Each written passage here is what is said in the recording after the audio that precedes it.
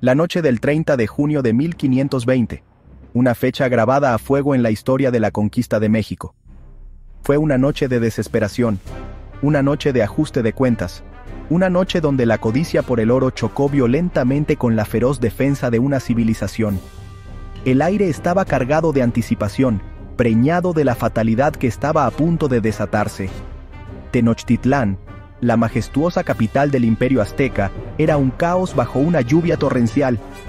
Los propios dioses parecían llorar mientras la ciudad, antes símbolo de poder y grandeza, se transformaba en un laberinto acuático. La tormenta reflejaba la agitación que crecía dentro de sus muros, una tempestad de miedo, ira y desafío. Relámpagos iluminaban pirámides y calzadas convertidas en ríos de lodo, revelando momentáneamente la magnitud del desastre.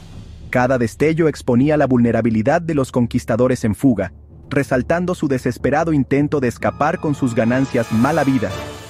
El relámpago era un recordatorio contundente del poder de la naturaleza, una fuerza indiferente a las ambiciones de los hombres. El estruendo de tambores mexicas y gritos de guerra llenaban el aire, mezclados con el olor a pólvora y sangre, creando una sinfonía de caos y muerte. Los tambores marcaban un ritmo implacable, un llamado a las armas que resonaba por las calles inundadas. Los gritos de los guerreros se mezclaban con las explosiones de pólvora, pintando un vívido cuadro del brutal conflicto. Un grupo de conquistadores, liderados por el astuto y despiadado Hernán Cortés, intentaba escapar, cargando oro robado, oro que representaba no solo riqueza, sino la subyugación de todo un pueblo. Su retirada era una apuesta desesperada, un intento por salvar sus ambiciones de las fauces de la derrota. Lingotes, cada uno testimonio de las riquezas saqueadas de un imperio caído. Joyas, elaboradas con habilidad exquisita e impregnadas de profundo significado cultural, ahora reducidas a simples objetos de codicia. Máscaras, artefactos sagrados, antes venerados como representaciones de deidades y ancestros, ahora eran llevados como botín de guerra. El botín pesaba más que sus propias vidas. El peso del oro no era solo físico, era el peso de la culpa, el peso de la traición, el peso de un imperio moribundo. Cada paso era una lucha, cada respiro un recordatorio del precio que pagarían. Avanzaban en silencio por la calzada de Tlacopan, sus pasos amortiguados por la lluvia incesante y las aguas crecientes. El silencio solo era roto por el crujir de los carros y la respiración agitada de los hombres que luchaban bajo sus pesadas cargas. Rodeados por el lago Texcoco, que ahora era su enemigo. El lago, antes fuente de vida y sustento para el pueblo azteca, se había convertido en un obstáculo traicionero, una tumba acuática esperando reclamar a sus víctimas. Las aguas oscuras reflejaban la desesperación en los ojos de los conquistadores en fuga. Cientos de canoas mexicas emergieron de la oscuridad, como espíritus vengativos surgidos de las profundidades. Los guerreros, impulsados por la rabia y el ardiente deseo de recuperar su herencia robada, eran implacables en su persecución, lanzando flechas y piedras, una lluvia de proyectiles destinada a detener la huida de los invasores. Cada flecha y piedra llevaba el peso de siglos de tradición y la furia de un pueblo traicionado. El puente improvisado de los españoles colapsó bajo el peso de hombres y oro, enviando soldados y tesoros a las profundidades turbias. El colapso fue símbolo de un imperio en ruinas, testimonio de la inutilidad de la codicia y el poder de la resistencia. El tesoro de Moctezuma se hundía con ellos en el fango, tragado por la tierra, reclamado por el lago, perdido para la historia. El oro, antes símbolo de poder y conquista, ahora era una carga, arrastrando a los hombres a sus tumbas acuáticas. Aquella noche sería recordada como la noche triste, una noche de dolor, una noche de pérdida, una noche que cambió para siempre el curso de la historia. Una derrota humillante, un golpe devastador para los conquistadores españoles y sus ambiciones, la pérdida de la mitad del ejército y del oro codiciado. El campo de batalla estaba cubierto de los cuerpos de los soldados caídos y el brillo de los tesoros perdidos, un sombrío recordatorio del precio de la codicia y el costo de la conquista. El tesoro perdido de los mexicas nació en esa noche de sangre y desesperación, una leyenda forjada en el crisol del conflicto. Se convirtió en símbolo de resistencia, recordatorio de que incluso en la derrota, la esperanza puede perdurar. dicen que aún duerme bajo el asfalto de la Ciudad de México, un testimonio silencioso de un imperio olvidado y una noche de pérdida inimaginable, esperando ser encontrado, un canto de sirena para cazadores de tesoros y un recordatorio inquietante de la noche en que el oro pesó más que la vida misma. Antes de la tragedia, hubo una tensa calma. Cortés y sus hombres llegaron a Tenochtitlán en 1519, recibidos por Moctezuma como invitados de honor, quizás por antiguas profecías. Maravillados por la ciudad, los españoles pronto se obsesionaron con el oro mexica. La cortesía de Moctezuma fue vista como debilidad. Cortés lo tomó como rehén y exigió un rescate en oro. La tensión crecía. Los españoles eran pocos, rodeados por millones. Cortés partió a enfrentar a Narváez, dejando a Pedro de Alvarado al mando. Durante la fiesta de Toxcatl, Alvarado vio una oportunidad para reafirmar el control español. Su decisión encendería la mecha de la rebelión. La fiesta de Toxcatl era un evento sagrado, una de las celebraciones más importantes en el calendario mexica. Era un tiempo de renovación, de honrar a los dioses y de fortalecer los lazos entre la comunidad. Los preparativos para esta fiesta eran extensos y meticulosos, involucrando a todos los estratos de la sociedad. La élite mexica danzaba en el Templo Mayor, el corazón espiritual y político de Tenochtitlán. Sus movimientos eran rituales, cada paso y gesto cargado de significado, una ofrenda a las deidades que regían su mundo. La música resonaba en el aire, un ritmo ancestral que conectaba a los presentes con sus antepasados. Desarmada y vestida con sus mejores galas, la nobleza mostraba su respeto y devoción. Plumas exóticas, oro reluciente y jade precioso adornaban sus cuerpos, símbolos de su estatus y su conexión con lo divino. Era una muestra de esplendor, una afirmación de la grandeza del imperio mexica.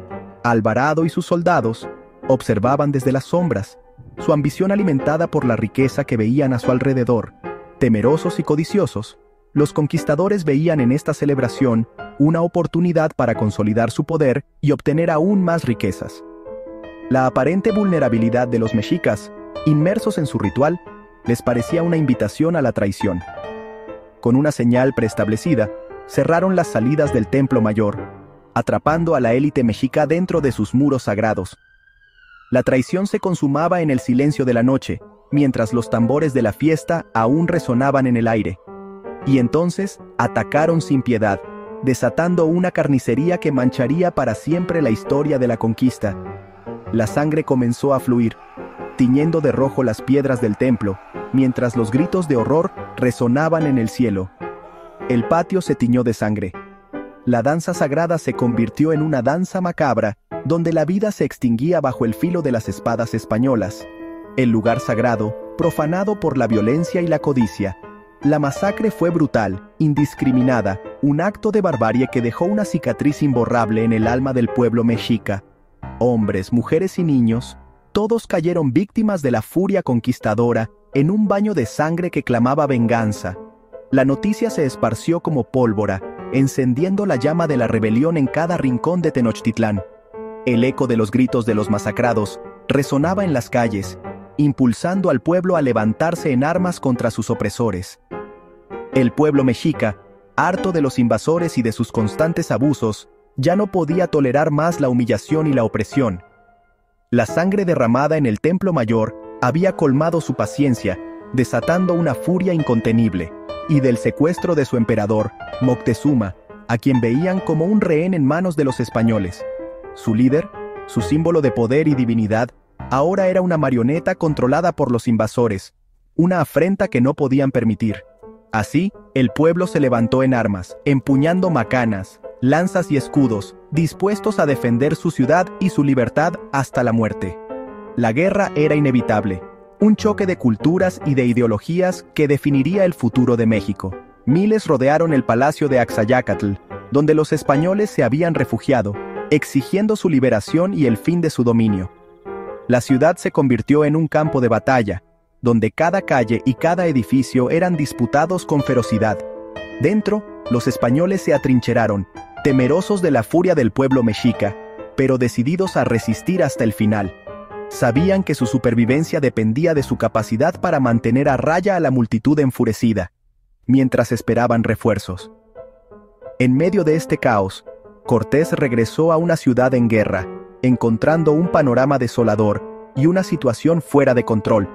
Sus planes de conquista se veían amenazados por la rebelión del pueblo mexica, que luchaba con valentía por su libertad. Desesperado, intentó usar a Moctezuma para calmar a la multitud, esperando que su autoridad aún fuera respetada por su pueblo. Lo obligó a dirigirse a la multitud desde el balcón del palacio, pidiéndoles que depusieran las armas y regresaran a sus hogares. Pero el pueblo lo rechazó con furia, lanzándole piedras y maldiciones, viéndolo como un traidor que se había aliado con los invasores. Su figura, antes venerada, ahora era objeto de desprecio y odio. En medio de la confusión, el emperador murió, víctima de las heridas infligidas por su propio pueblo, o según otras versiones, asesinado por los españoles. Su muerte marcó un punto de inflexión en la guerra, dejando a los mexicas sin su líder y símbolo de unidad. Con la ciudad en su contra y sin posibilidad de reconciliación, la situación de los españoles se tornó insostenible. La rebelión se extendía por toda Tenochtitlán, y la supervivencia se antojaba cada vez más difícil. Ante la inminente derrota, Cortés solo podía huir, abandonando la ciudad que había soñado conquistar. La retirada era la única opción para salvar a sus hombres y reagruparse para una futura ofensiva. Así se preparó la Noche Triste, la noche en que los españoles intentarían escapar de Tenochtitlán, cargados de oro y perseguidos por la furia del pueblo mexica. Una noche de sangre, sudor y lágrimas que marcaría el inicio del fin de la conquista. La situación dentro de Tenochtitlán se había vuelto insostenible. Los conquistadores, antes confiados en su dominio, ahora se encontraban rodeados, sus provisiones disminuyendo y la resistencia azteca creciendo más feroz con cada día que pasaba. Se ideó un plan desesperado, una apuesta por la supervivencia. La huida se planeó, un escape clandestino al amparo de la oscuridad. La noche elegida estaba llena de peligros, una noche que prometía tanto ocultamiento como condiciones traicioneras. Para la noche del 30 de junio, una fecha grabada en los anales de la derrota española, la esperanza era que la tormenta enmascarara sus movimientos, que la oscuridad fuera su aliada. La ruta de escape era peligrosa, un camino estrecho a través de territorio enemigo.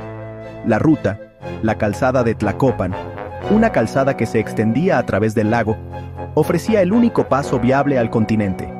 Pero los aztecas, anticipando tal movimiento, habían saboteado la calzada, creando brechas mortales en el camino. Con puentes destruidos por los mexicas, el paso que una vez fue sólido era ahora una serie de rupturas traicioneras, cada una trampa mortal potencial. Para superar este obstáculo, los españoles habían preparado una contingencia. Los españoles llevaban un puente portátil, una estructura pesada y engorrosa destinada a salvar las brechas en la calzada. El plan era audaz, rozando lo imprudente. Esperando cruzar en la oscuridad y la tormenta, esperaban escabullirse sin ser notados, desaparecer en la noche tempestuosa antes de que los guerreros aztecas pudieran reaccionar. La lluvia caía a cántaros, oscureciendo la visión y amortiguando los sonidos, aparentemente ayudando a su escape. Pero el destino, al parecer, tenía otros planes. Pero una mujer los descubrió, una observadora vigilante que traspasó el velo de la oscuridad. Sus agudos ojos vislumbraron las figuras que escapaban y ella actuó rápidamente, y dio la alarma, su grito destrozando la ilusión de secreto. El sonido resonó por la ciudad, un llamado a las armas que encendió la furia de los guerreros aztecas. Los tambores de guerra sonaron, su ritmo profundo y resonante señalando el comienzo de una batalla desesperada. La trampa, meticulosamente tendida, ahora se activó. La trampa se cerró, la soga apretándose alrededor de los conquistadores que huían. Desde las profundidades del lago, emergió un enjambre de guerreros. Cientos de canoas mexicas, su número aparentemente interminable, convergieron en la calzada. El ataque fue implacable, un asalto furioso desde todos los lados. Atacaron desde el lago, sus canoas cortando las oscuras aguas, sus guerreros blandiendo armas con filo de obsidiana con precisión mortal. En el caos, ocurrió un desastre. El puente portátil se atascó, la pesada estructura de madera atascándose entre las brechas de la calzada, bloqueando la ruta de escape. Con su ruta de escape bloqueada y el enemigo acercándose, la situación degeneró en un pandemonio total.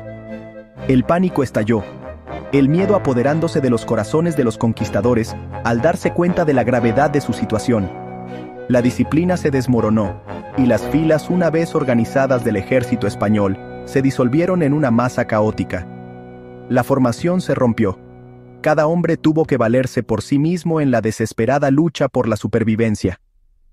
La calzada se convirtió en una escena de carnicería, una lucha desesperada por la supervivencia en medio de la tormenta y la furia de los guerreros aztecas. Hombres y caballos caían al agua, arrastrados por el peso de su armadura y los ataques implacables del enemigo. Muchos, cargados con tesoros robados, encontraron que su avaricia fue su perdición. Arrastrados por el peso del oro, se hundieron bajo la superficie, sus sueños de riquezas convirtiéndose en una tumba acuática. La calzada, una vez un camino hacia la libertad, se convirtió en un campo de exterminio. La calzada se convirtió en un matadero, un testimonio de la brutal realidad de la guerra. En medio del caos y el derramamiento de sangre, algunos lograron escapar de la carnicería. Cortés y unos pocos lograron escapar, su supervivencia un testimonio de su habilidad y un golpe de pura suerte. Pero para la gran mayoría, no hubo escape. Pero la mayoría fue aniquilada, sus vidas extinguidas en las oscuras aguas del lago Texcoco. La noche prometía tanto, un faro de esperanza en su desesperada situación. La noche que debía ser su salvación, una oportunidad para liberarse de las garras de Tenochtitlán. Pero la promesa de salvación se convirtió en una horrible realidad. Se volvió su peor pesadilla, una noche de pérdida inimaginable y una derrota aplastante que siempre sería recordada como la noche triste. Antes de la huida, Cortés advirtió: «No os carguéis demasiado de oro». Pero la codicia pudo más. Muchos soldados llenaron sus bolsillos y armaduras con oro, ignorando el peligro. Cuando la batalla estalló, el oro se volvió una trampa mortal. Los sobrecargados eran lentos, incapaces de defenderse o nadar. El peso los arrastró al fondo del lago. El tesoro robado con violencia se negó a ser poseído. Bernal Díaz del Castillo relató cómo los hombres se ahogaban abrazados a su oro. El botín prometía riqueza, pero solo trajo muerte y olvido. Gran parte del tesoro de Moctezuma se perdió para siempre esa noche. Es casi imposible saber cuánto oro se hundió en el lago de Texcoco. El quinto real, la parte destinada al rey, era una fortuna astronómica. Se fundió en grandes barras para facilitar el transporte. Se estima que el valor superaba los 700,000 pesos de oro. Muchos soldados murieron por intentar salvar su parte. No solo se perdió oro fundido, sino también piezas de arte y orfebrería únicas. La mayoría fue destruida o se hundió en el fango. Cuando los supervivientes llegaron a tierra firme, habían perdido casi todo: hombres, caballos, artillería y el tesoro. El lago guardó su secreto celosamente. Tras la conquista, los españoles intentaron recuperar el tesoro, usando buzos indígenas para buscar en el lago. Solo hallaron unas pocas piezas. El lago Texcoco, con su lodo y sedimentos, ocultó el oro para siempre. Con el tiempo, la Ciudad de México se construyó sobre las ruinas de Tenochtitlán. El lago fue drenado y cubierto por concreto y asfalto. Hoy, el antiguo lecho es el subsuelo de una de las ciudades más grandes del mundo. Buscar el tesoro ahora es casi imposible. Está enterrado bajo calles, edificios y la vida moderna. El lago desapareció, pero su fantasma sigue guardando el secreto del tesoro de Moctezuma. La leyenda del tesoro perdido nunca ha muerto. A lo largo de los años, se han hecho intentos de encontrarlo, casi siempre sin éxito. En 1981, durante la construcción de un edificio en la avenida Hidalgo, se halló un tejo de oro. Las pruebas confirmaron que era parte del tesoro de la Noche Triste. Otros hallazgos menores han surgido: puntas de lanza, restos de armaduras, huesos y pequeñas piezas de oro. Pero el gran botín sigue sin aparecer. Probablemente el tesoro está disperso a lo largo de la antigua calzada, fragmentado y enterrado bajo la ciudad. La pregunta persiste: ¿dónde está el tesoro? Algunas teorías lo sitúan bajo la Alameda Central, sobre la ruta de escape de Cortés. Otras lo ubican cerca del Zócalo o el Templo Mayor, donde pudo perderse al inicio de la huida. La teoría más realista es la dispersión. El oro se perdió a lo largo de toda la ruta, fragmentado por el caos. El tesoro de Moctezuma sería miles de piezas enterradas bajo calles y edificios, omnipresente pero invisible, un misterio imposible de reunir. Han pasado más de 500 años desde la Noche Triste. Tenochtitlán y el lago han desaparecido, pero la leyenda del tesoro perdido sigue viva. Es un símbolo de codicia y resistencia, una metáfora de cómo la ambición puede llevar a la destrucción. El hecho de que el tesoro nunca fuera recuperado añade justicia poética a la historia. Quizás su verdadero valor está en el misterio que lo envuelve. Nos invita a imaginar y a mirar la ciudad con otros ojos. ¿Crees que el tesoro de Moctezuma aún duerme bajo la ciudad? Tal vez su espíritu sigue presente en la memoria y la cultura de México. El misterio, al final, es el único tesoro seguro.